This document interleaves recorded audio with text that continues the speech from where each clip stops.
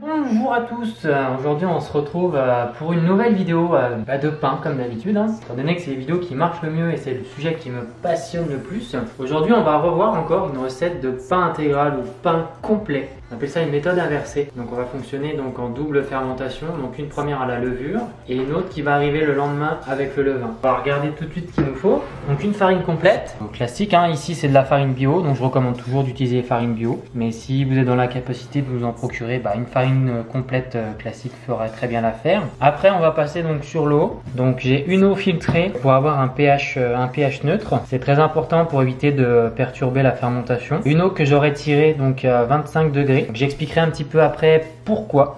J'ai aussi 50 g d'huile d'olive. Ça c'est totalement facultatif. C'est juste pour une question de texture et de goût. Généralement on dépasse rarement les 5 à 10% pour l'huile d'olive. Dans le pain c'est même beaucoup 10%. Ici on a le sel donc qui est dans l'eau. Donc on est sur une recette de 1 kg de farine. Donc je suis parti sur 16 g de sel. Donc je viens le diluer. Ça va être très important parce qu'on va pas l'incorporer tout de suite.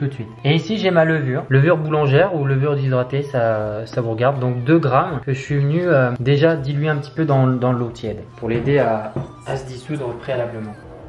J'ai également, pour éviter que vous vous disiez que je suis un gros crado, en boulangerie, il est très rare qu'un boulanger nettoie son pétrin. Étant donné qu'en fait, quand vous pétrissez votre pâte, il y a une flore microbienne qui vient se créer, on va dire, sur les parois du pétrin, et ce qui aide, on va dire, à la fermentation du pain. Donc si vous le nettoyez chez vous, je vous le recommande de le faire peut-être une fois, tout dépend comment vous faites du pain, mais une fois toutes les 2 semaines, et déjà bien le gratter, ça sera déjà une très bonne chose. Et si vous le lavez, lavez-le seulement avec de l'eau chaude, ça sera suffisant. Évitez le savon, parce que les résidus peuvent arriver dans votre contenant et c'est vraiment pas terrible d'avoir du résidu de savon pour pétrir sa pâte. Donc on va parler un petit peu de l'eau. Donc j'ai pris une eau à 25 degrés, donc une eau qui est relativement chaude, mais étant donné qu'on a très peu de levure, l'eau chaude à 25 va vraiment venir aider à débuter la fermentation et le sel va être incorporé seulement 2 heures après. Vu qu'on a très peu de levure, donc seulement 2 grammes, l'eau va venir aider à démarrer la fermentation, étant donné que si on balançait le sel tout de suite, la levure aurait vraiment perdu de son efficacité parce que par rapport au dosage du sel, elle aurait été très faible. Donc explication de ce qu'est la température de base. Donc une température de base est faite pour calculer la température de l'eau de coulage. Elle est obtenue donc en calculant la température de la pièce où vous êtes et la température de la farine. Donc j'ai obtenu une température combinée donc de ma pièce et de ma farine de 47 et je fais 72. Je viens prendre ma température de base donc de 72 moins 47 et j'ai obtenu 25 degrés. Donc j'ai coulé mon eau à 25, elle était à 25,4. C'est largement suffisant. On n'est pas non plus à degré près non plus, à 1 degré ou de plus ou de moins, ça sera parfait. Maintenant que vous savez un petit peu ce que la température de base, on va pouvoir commencer. Donc je viens diluer mon eau et ma levure. Donc vraiment vite fait. Ça va vraiment se faire plutôt au pétrissage. Et je balance directement ma farine. Donc 1 kg de farine, je le rappelle, pour 1 litre d'eau. Donc on est sur une hydratation de 100%. Et là on va venir phraser, tout simplement, un bon 3-4 minutes.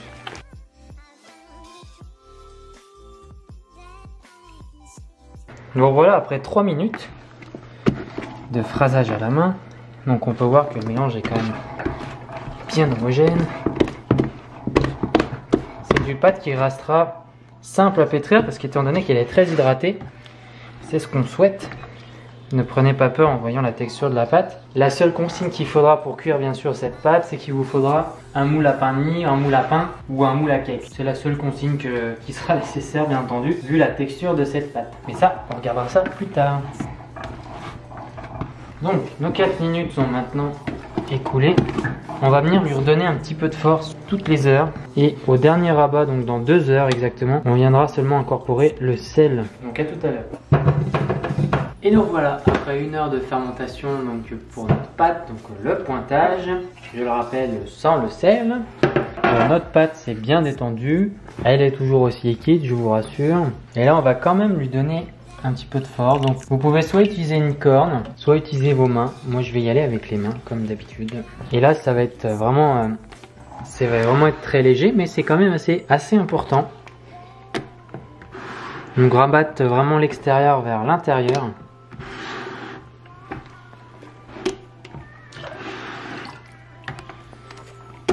Comme ceci.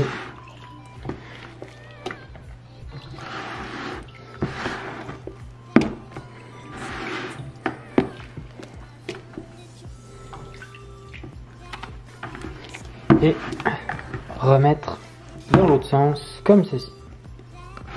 Ça va venir lui donner quand même un petit peu de corps et un petit peu de force, ce qui va vraiment aider à la fermentation et sur le résultat final, vous verrez. Donc là on se retrouve à nouveau dans 1 heure pour le deuxième rabat tout à l'heure. On se retrouve maintenant pour le deuxième rabat, donc ça fait encore 1 heure que la pâte est venue se relaxer. Donc elle a repris la même forme que tout à l'heure. On va lui faire son deuxième rabat, même technique que tout à l'heure, des bords vers l'intérieur.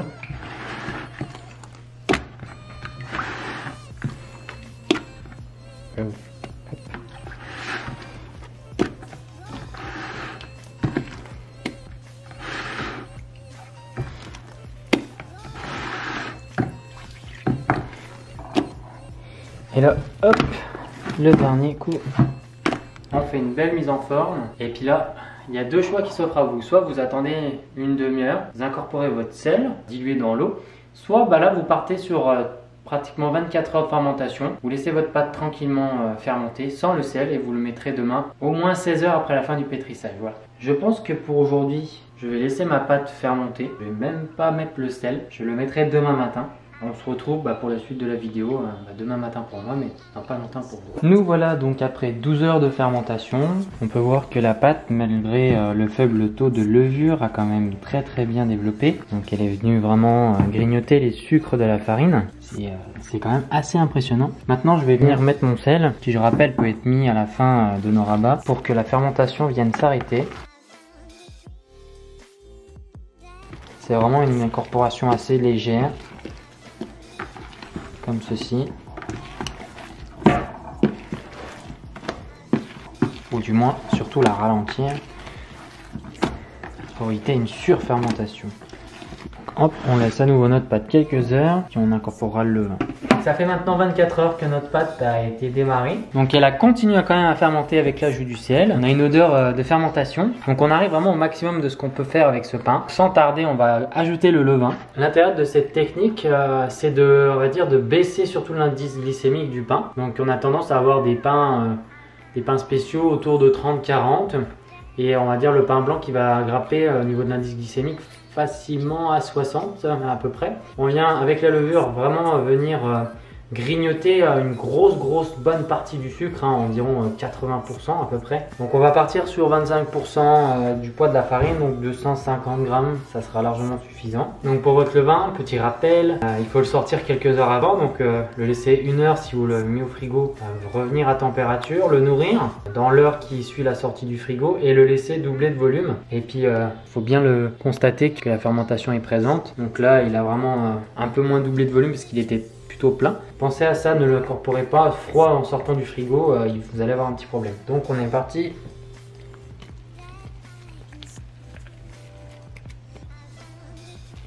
Donc ça c'est un levain de seigle et blé complet et il y a même un petit peu d'épeautre à l'intérieur. Là on va revenir brasser donc notre pain. Votre pâte peut être plus ferme, plus liquide, ça dépendra vraiment de votre farine, mais il n'y a aucun problème là-dessus. Donc hop, vraiment juste le brasser pour bien incorporer le levain.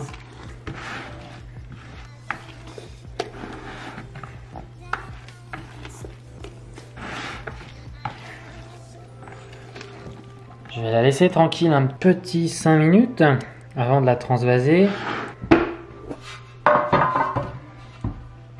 Alors pour cette recette, je vais partir donc sur un grand moule à type pain de mie, donc qui est particulièrement génial pour faire des bonnes grosses tranches. Et je vais partir sur 2 petits modèles également, donc qui sont très intéressants. Ceux-là ont tendance à un petit peu à coller avec le pain, donc à faire très attention. Mais pour parfumer la croûte du pain, je vais venir parsemer le moule d'huile d'olive pour bien couvrir la totalité du fond du moule, ce qui va faire que la pâte est tellement hydratée qu'elle l'huile ne va pas s'incorporer dedans. Il va remonter. Et la même chose sur celui-là. Je vais venir, comme pour mes rabats, je vais venir me mouiller les mains. Et là, c'est mes mains qui vont faire tout le travail. Donc je prends ma pâte. Hop. Et je la pose dans le fond de mon moule.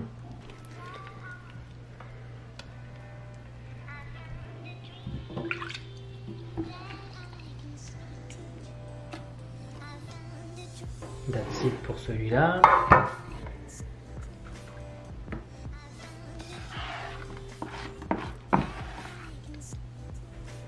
Là on va partir donc sur la dernière étape de ce pain, la dernière période de fermentation qui s'appelle l'après. Donc ça va se faire juste à côté du four, elle va durer 45 minutes et puis après on va fariner et enfourner nos pains. Et donc voilà, après 45 minutes pour l'après, donc dernière période de fermentation. Il faisait 25 degrés à côté de mon four. On peut voir quand même que le pain a su se développer, hein. On voit qu'il y a quand même moins de marge que tout à l'heure, un petit peu moins pour celui-là. Et on peut voir que l'huile d'olive, comme je le disais tout à l'heure, ne s'incorpore pas, mais vient vraiment se loger sur les bords. Donc ça va donner vraiment une belle croûte vraiment parfumée. Avant d'enfourner, hop, je viens donc tamiser un peu de farine pour éviter qu'elle colle quand je vais venir couper mon pain. Et là vraiment au niveau d'un geste très net, c'est vraiment très important d'être rapide. On enfourne les pains. Le petit bol d'eau pour faire un peu d'humidité. Je vais mettre un petit peu d'eau sur les parois de mon four pour créer un peu de vapeur. On enfourne 30 minutes. À tout à l'heure. Alors j'ai laissé les pains 30 premières minutes à 250 degrés ou 500 Fahrenheit. Je suis revenu baisser mon four à 440 Fahrenheit, donc à peu près 220 degrés Celsius, 20 minutes supplémentaires. Là, ils vont être bons à démouler et on va pouvoir terminer la cuisson. Donc le petit pain est cuit, il est à 96 degrés en chaleur montante encore à cœur, bien 97 je pense. Donc c'est la température souhaitée, hein, 96-97 à cœur. Je vais peut-être laisser 5 petites minutes pour la croûte, mais celui-là, rien qu'à regarder en touchant, il n'est pas cuit. Il devrait arriver à 70 à peu près. Donc c'est vraiment une question de fiabilité, 96, 97 ou un petit peu plus. Ça sera vraiment la température idéale pour un pain bien cuit. Voilà, on est à 66, donc on manque au moins 30 minutes de cuisson pour celui-là.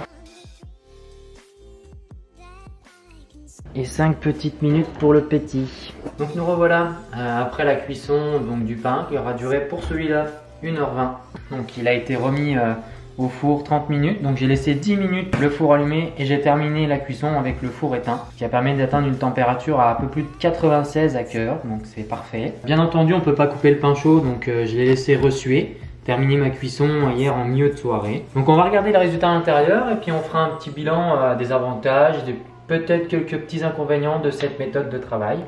Donc c'est parti.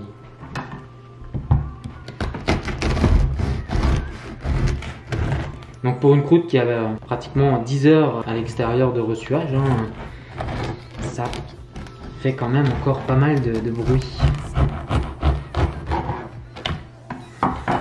On a donc une belle petite mie hein, quand même, hein. Le pain complet est très dense normalement. Mais on a plein de petites bulles de fermentation qui sont très agréables à regarder. On a une belle odeur, hein. Intérieur donc une belle odeur de levain. Et puis en se rapprochant vers la croûte, et ben, ça sent vraiment le pain grillé, mais ça sent aussi l'huile d'olive. Donc c'est très particulier comme odeur, mais c'est vraiment très intéressant. C'est pas quelque chose qu'on a l'habitude de sentir sur un pain. On va goûter ce petit pain. Et vu que j'aime la croûte, moi je vais goûter la croûte.